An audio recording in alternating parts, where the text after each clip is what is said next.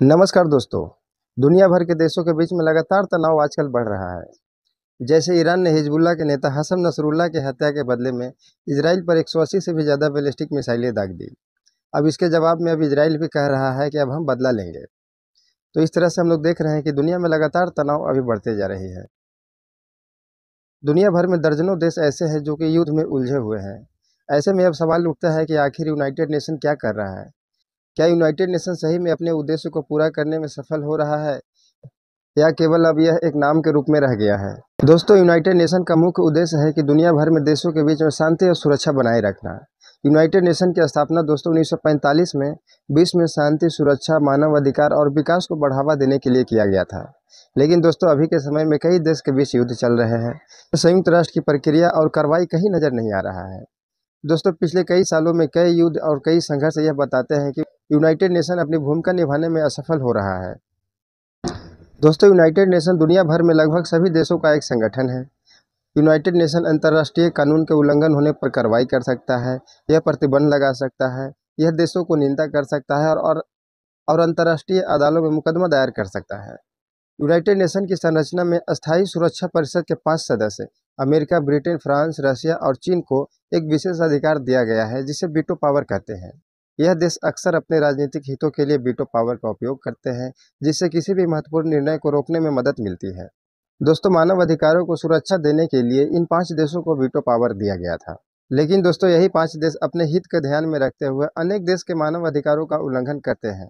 दोस्तों, 2011 में शुरू हुआ सीरिया का गृह युद्ध यूएन की नाकामी का सबसे बड़ा उदाहरण है।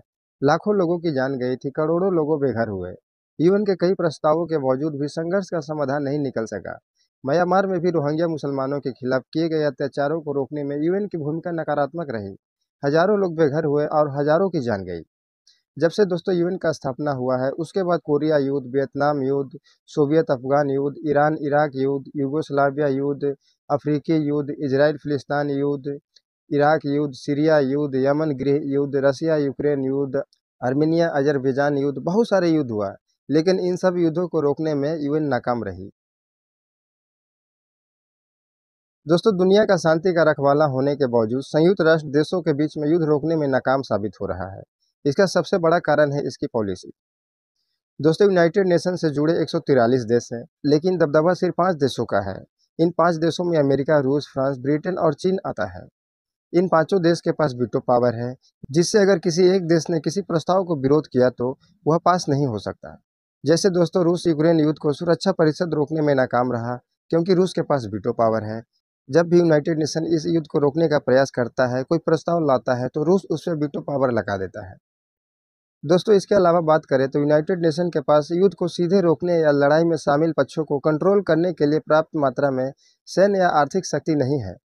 यूनाइटेड नेशन करती क्या है कि कूटनीतिक तरीके से, शांति वार्ताओं से और प्रतिबंधों के जरिए काम करता है, जो कि हमेशा सही रूप से प्रभाव नहीं होता है। इसके अलावा दोस्तों, यूनाइटेड नेशन को देशों की संप्रभुता को भी सम्मान करना पड़ता है, इसीलिए वह किसी देश के अंदरूनी मामलों में सीधे रूप से हस्तक्षेप नहीं कर सकता। यूनाइटेड नेशन तमाम देशों के बीच में सिर्फ तनाव कम करने के लिए सिर्फ अपील करता है। कुछ देशों को चेतावनी भी देता है। जैसे इजराइल फिलिस्तीन के युद्ध में यूनाइटेड नेशन के महासचिव ने युद्ध विराम को रोकने के लिए सिर्फ अपील की थी और नागरिकों की सुरक्षा सुनिश्चित करने की मांग की थी। साथ ही साथ फिलिस्तीनी लोगों से गजा वापस लौटने की अपील की थी।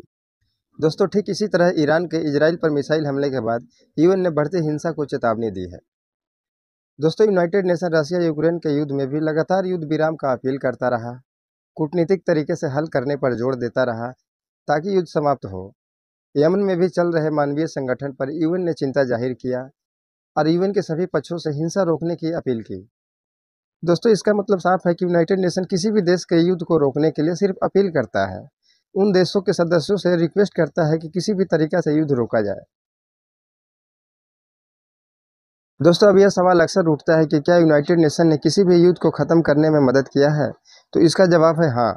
जी हाँ दोस्तों, यूनाइटेड नेशन ने कुछ संघर्षों को ख़त्म करने में महत्वपूर्ण भूमिका निभाई है। जैसे कि 2002 का सियरा लियोन का गृह युद्ध, 2003 का लाइबेरिया का गृह युद्ध, ये सब यूनाइटेड नेशन के शांति मिशन और मध्यस्थता के जरिए ही संभव हो पाया था। दोस्तों, यूनाइटेड नेशन के माने तो यूनाइटेड नेशन कहती है कि 1948 से अब तक इस संस्था ने दर्जनों देशों में सफल शांति अभियानों के जरिए संघर्षों को समाप्त करने और सुलह कराने में मदद की है। दोस्तों हम सब यही चाहते हैं कि यूनाइटेड नेशन को और ताकतवर बनाया जाए, ताकि यह किसी भी देश के युद्ध को रोकने में सफल हो सके। क्योंकि दोस्तों युद्ध किसी भी समस्या का हल नहीं है।